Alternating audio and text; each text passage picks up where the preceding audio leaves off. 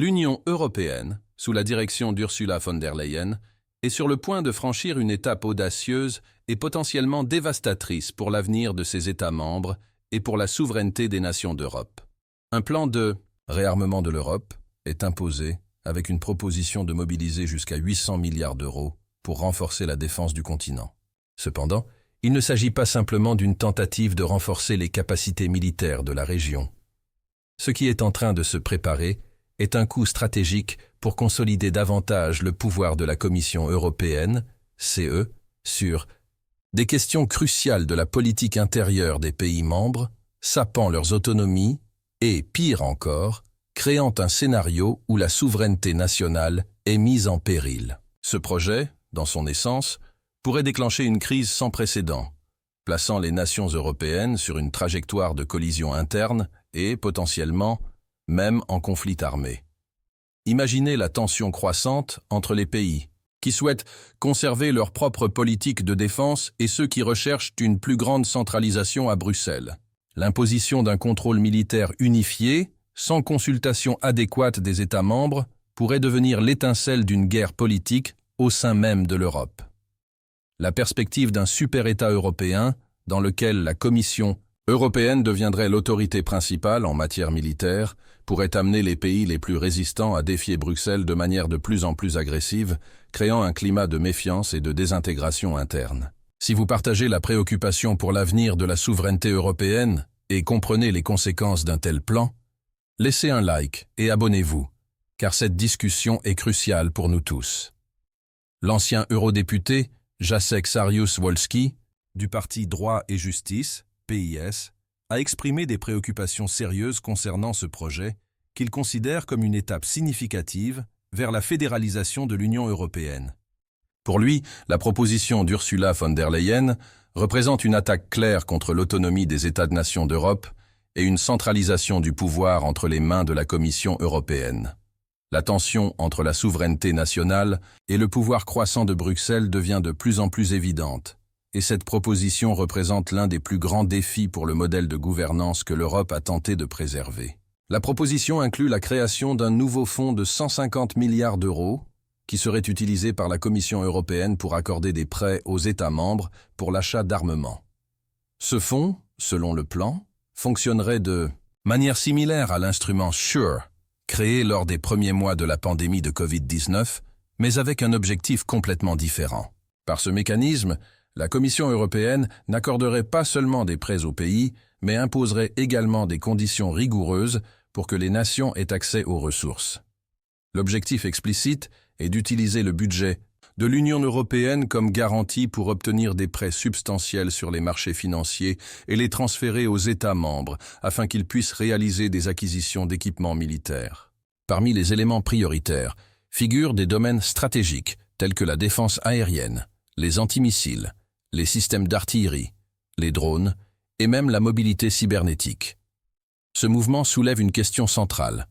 Sommes-nous en train d'assister à un plan pour renforcer la défense de l'Europe ou à une étape audacieuse pour transférer encore plus de pouvoir à la Commission européenne?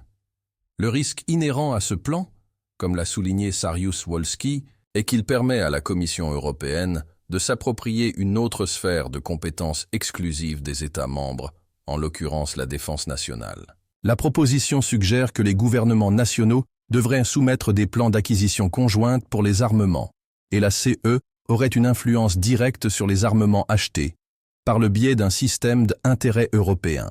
Bien que la justification officielle du plan soit de renforcer l'industrie de la défense de l'UE, la véritable intention, selon les critiques, est de centraliser la politique de défense au sein de la Commission européenne, affaiblissant ainsi la capacité des États membres à prendre des décisions indépendantes en matière de sécurité nationale. Ce plan, au-delà des questions militaires, touche également au cœur de l'autonomie des pays membres. La possibilité d'un super-État centralisé au sein de l'UE, avec la Commission européenne assumant un contrôle encore plus grand sur des domaines essentiels comme la défense, met en péril le principe fondamental de l'État-nation. L'autonomie des pays de l'Union européenne, qui en théorie devraient maintenir leur politique de défense comme des questions exclusives, serait compromise par un système dans lequel les décisions les plus importantes seraient prises par Bruxelles, et non par les gouvernements nationaux.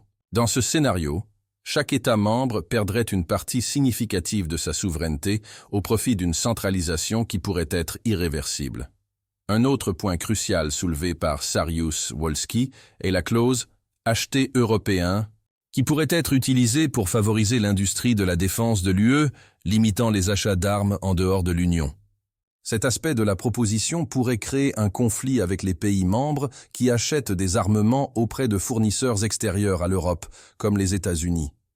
Si la clause est mise en œuvre de manière rigide, cela pourrait nuire aux relations de l'Union européenne avec d'autres puissances mondiales, compromettant la capacité des États membres à acquérir les meilleurs équipements pour leurs forces armées, en particulier en termes de technologie et d'innovation.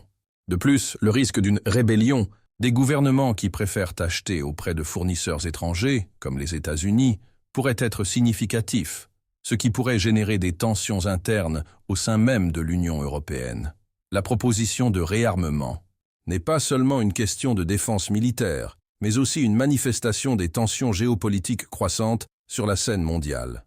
Avec la guerre en Ukraine en toile de fond, l'UE a cherché des moyens d'accroître son indépendance vis-à-vis de l'OTAN et des États-Unis, en particulier en matière de défense. Cependant, en créant un nouveau fonds pour les armements et en centralisant les décisions de défense à Bruxelles, l'Union européenne pourrait faire un pas vers une structure qui, à long terme, pourrait affaiblir la cohésion de l'Union elle-même. Au lieu de promouvoir une véritable autonomie, le plan de von der Leyen pourrait finir par créer une nouvelle forme de dépendance, cette fois envers la Commission européenne elle-même, et creuser encore davantage le fossé entre les États membres les plus puissants et les plus fragiles.